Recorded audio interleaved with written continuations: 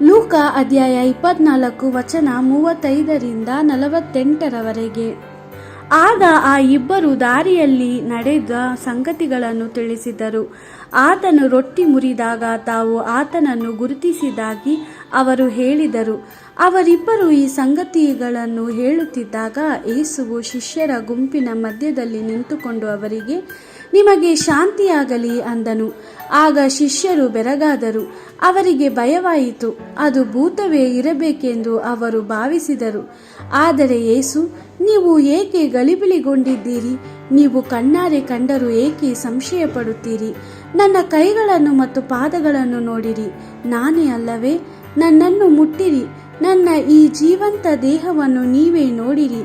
ಭೂತಕ್ಕೆ ಈ ರೀತಿಯ ದೇಹವಿರುವುದಿಲ್ಲ ಅಂದನು. ಯೇಸು ಅವರಿಗೆ ಇದನ್ನು ಹೇಳಿದ ನಂತರ ತನ್ನ ಕೈಗಳಲ್ಲಿ ಮತ್ತು ಪಾದಗಳಲ್ಲಿರುವ ಗಾಯದ ಗುರುತುಗಳನ್ನು ತೋರಿಸಿದನು.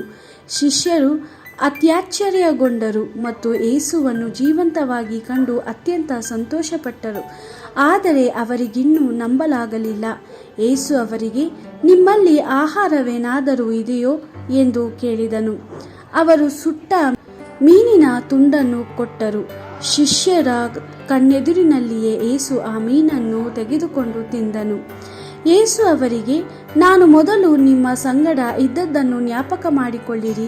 ನನ್ನ ವಿಷಯವಾಗಿ ಮೋಶೆಯ ಧರ್ಮಶಾಸ್ತ್ರದಲ್ಲಿ, ಪ್ರವಾದಿಗಳ ಗ್ರಂಥಗಳಲ್ಲಿ, ಕೀರ್ತನೆಗಳಲ್ಲಿ ಬರೆದಿರುವ ಪ್ರತಿಯೊಂದು ಸಂಗತಿಯೂ ನೆರವೇರಬೇಕಾಗಿದೆ ಎಂದು ನಾನು ಹೇಳಿದ್ದೇನು ಅಂದನು.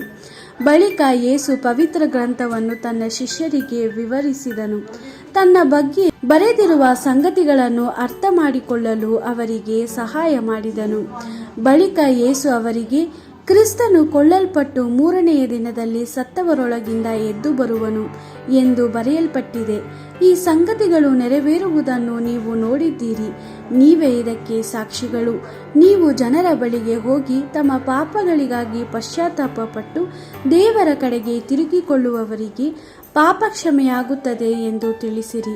ನೀವು ಈ ಸುವಾರ್ತೆಯನ್ನು ಜೆರುಸಲೇಮಿನಲ್ಲಿ ಪ್ರಾರಂಭಿಸಿ ಲೋಕದ ಜನರೆಲ್ಲರಿಗೂ ನನ್ನ ಹೆಸರಿನಲ್ಲಿ ತಿಳಿಸಬೇಕು. ದೇವರ ವಾಕ್ಯವಿದು. ದೇವರಿಗೆ ಕೃತಜ್ಞತೆ ಸಲ್ಲಲಿ.